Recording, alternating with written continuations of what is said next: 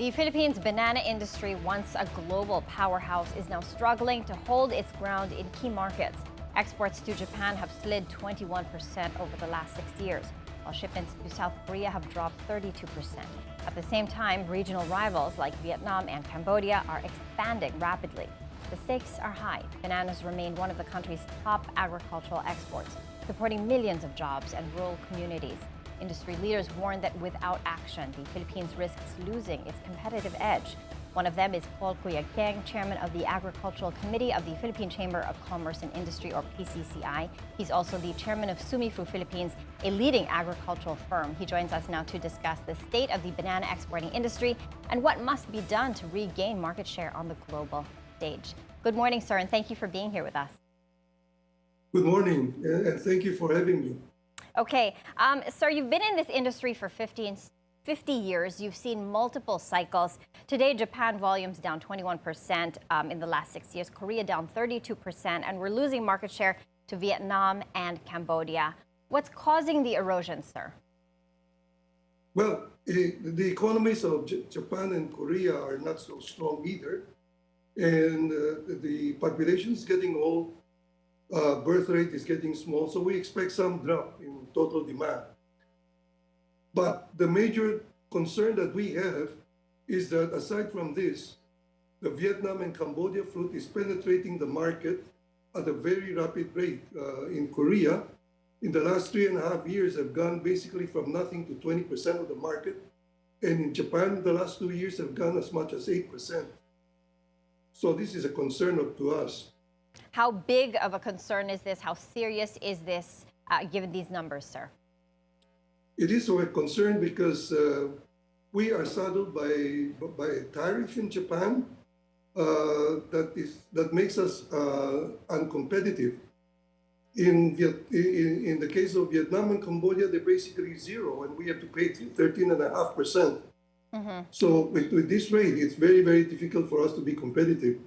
And now what Vietnam and Cambodia are doing, they were at the low end of the market in China, but seeing the opportunities in Japan and Korea, they're starting to penetrate into this market. They're improving their quality and their food safety requirement. Sir, zero tariff is difficult to beat. That said, tariffs are a huge game changer. Philippine bananas face an average of 13.5% in Japan, while Vietnam is already down to 6%. And it's headed to zero by 2028. In Korea, we're still at 18%, falling to 12% next year. But Vietnam already enjoys zero. How do we weather this storm until we can compete on equal footing? Well, right now, the Philippines still has a very good reputation in quality and taste. They are also the banana that people are familiar with. But the biggest factor that is really saving us is the food safety requirements that both countries have. We have perfected our system, at least the Philippines have, such that the markets have confidence in our food safety. Whereas Vietnam and Cambodia, they still have to go through that process, and it has to go farm by farm, so that takes time. Okay. Give us an idea, sir, in terms of appearance and taste, what makes the Filipino banana different? Well, it's in the consumer's eyes. In taste, I know, at least with our corporations, because we test the taste of our bananas, and we ensure that the taste stays consistent. As far as appearance is concerned, we just have to make sure that we avoid the bruising and all the marks that goes with the bananas. I think in this area, they will be able to catch up. In the taste, maybe it takes a little bit longer. Sir, on the ground, how are growers and exporters like you feeling the shrinking market share? Are you feeling downsizing in the industry already? Yes, funny that you should ask, because about 2 weeks ago, we heard reports that one major company has decided to downsize their operation by 500 hectares, another one by 200 hectares, and a third one by 180 hectares. And 2 others are not renewing their contracts with growers. So they are very concerned that they may not be able to move the product. Sir, beyond waiting for tariff reductions, what else can the Philippines do? Well, right now, if you don't reduce the tariff, it's very difficult for us to think about anything else because you know that you're not going to be competitive. Sir, are you, are you satisfied with how the government is handling the situation so far? Give us a sense of their urgency on the policy level for this issue. Oh, no, we are very appreciative and very happy. The PSAC, the Private Sector Advisory Council that is formed by the President and headed by Sabina Boitis, they've been helping the private companies to voice out their concern, and they talk directly with the President, and the President directly tried to help all of us. In agriculture, it's headed by Eileen Oncauco, and not so long ago, they were able to develop a trade with Korea, wherein we are now in the process of reducing our tariff rate from 30% to zero over a period of 5 years. When you say 18%, that's because we are already on the third year. By next year, it will be 12% and 6%, and by 2028, it will be zero. So we're going down by 6% a year in Korea. Yeah. So in Korea, we can see at least the light at the end of the tunnel. So for us to invest for Korea, that's fine, because we know that by 2028, we'll be in the same category. position Yeah. That's correct. Yeah, there is light at the end of the tunnel, but it's waiting until that time. That's also difficult. But in terms of strategy, what about diversifying to other markets, sir? China, nearby, it's an enormous market. They have needs of 1 billion boxes compared to Japan's 70 million and Korea's 30 million. Why isn't the Philippines aggressively looking to China, and how much are geopolitical issues straining that possibility? Okay, let me explain it to some historical context. When China opened, Philippines was very aggressive because we were practically the only banana growing country in Asia. And so we captured basically the whole China market. But we failed to understand that China has a domestic growing farms also, and they produce about 85 to 90% of the domestic requirement, so that the export is basically only 10%. So what happens is that, if the domestic production goes up, it does affect the imports. And when you have a farm already and all of a sudden the Chinese demand drops in 1 year, it's very difficult for you to get rid of your farm. Yeah. And secondly, today you have Vietnam and Cambodia that have planted and served the Chinese market and at the low end of the market. So you also have to compete with them. Yeah. So these are the areas that create a lot of uncertainty. Sir, Now, as far as the geopolitics is concerned, we of course, it's at the back of our head that we are a little bit concerned about that, but we are very confident that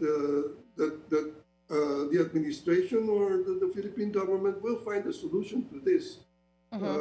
Particularly when we start joining, we have the ASEAN group, when we start joining CPTT and all these other trade group, I think that we will be able to ship to China. Yeah. So China, we have to consider, because it's the biggest market in here, but we'll have to do it slowly.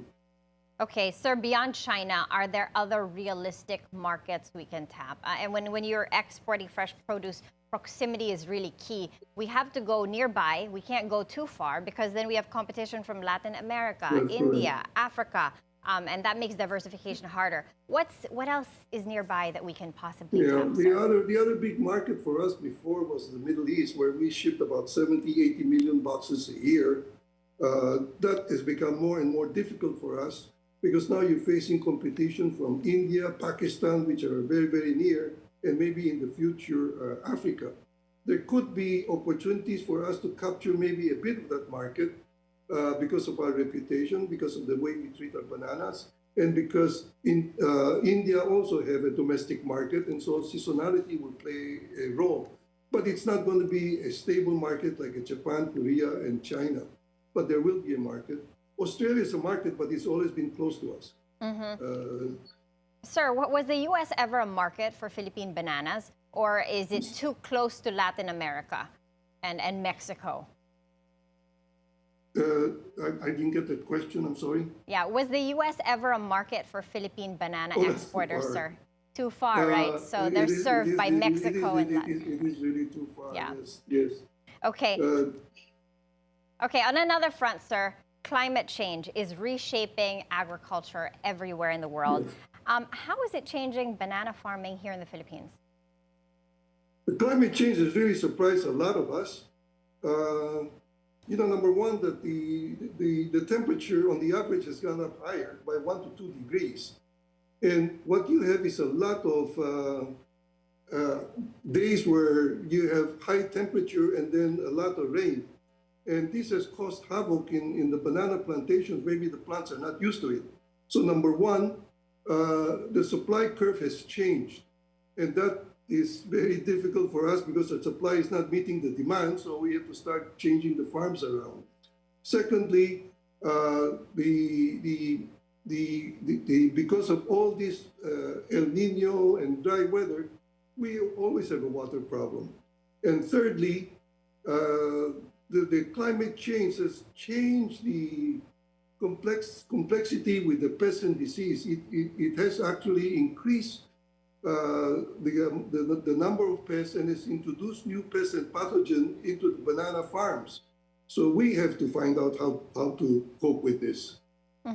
Sir, you've been in this business, banana exporting, agriculture business, for over 50 years. You've seen it at its best, you've seen it at its worst. We've weathered 2 world wars. How far are we right now, or how close are we from just being in the worst position ever? Well, I would consider it at least one of the top 5 worst time in the banana industry.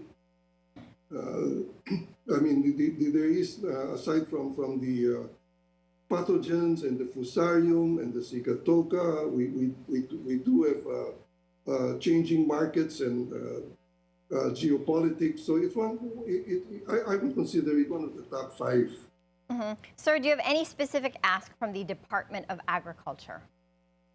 I'm sorry? Do you have any specific ask or request or reform from the Department of Agriculture that you'd like pushed forward? Yes, Anil, as I said, I'm very happy with what they're doing for the tariff. I mean, our main concern is the tariff. Because if we don't get rid of that tariff, we are not competitive. So no matter what we do, we're going to end up not competitive anyway. So the first thing is to have that competitive, have the tariff removed. The second is water management. The climate change has made it almost a must that we have better water management. And when I heard a former secretary of DPWH, Dave Singson, I think is his name, when he talked about a master plan for flood control, where he tries to impound the water during the rainy season and then release it during the dry season, that is ideal for agriculture. We do have the water, except that it's not coming at the right time. And it's a resource that I think that we would need in the future. If we can manage that water, I think we'll be okay. Sir, the third part, I guess, is I would like to see some sort of a mandatory program for the banana growers to follow certain standards, because if not, it will be very difficult for us to control our disease. Sir, looking ahead, if everything comes together, if the trade strategies succeed, what would a stronger banana industry look like?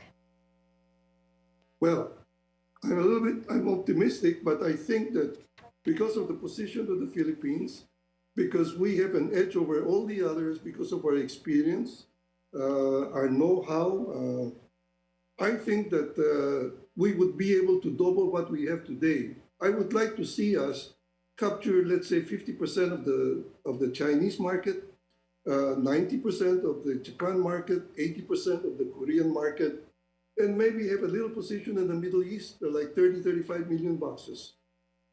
Together, I think we should be able to produce 200 million boxes, which is almost double of what we are today. Okay, well, we're looking forward to better times and really expanding our market share globally. Thank you for your time, Mr. Cuyegkeng. Yeah, thank you. Thank you very much.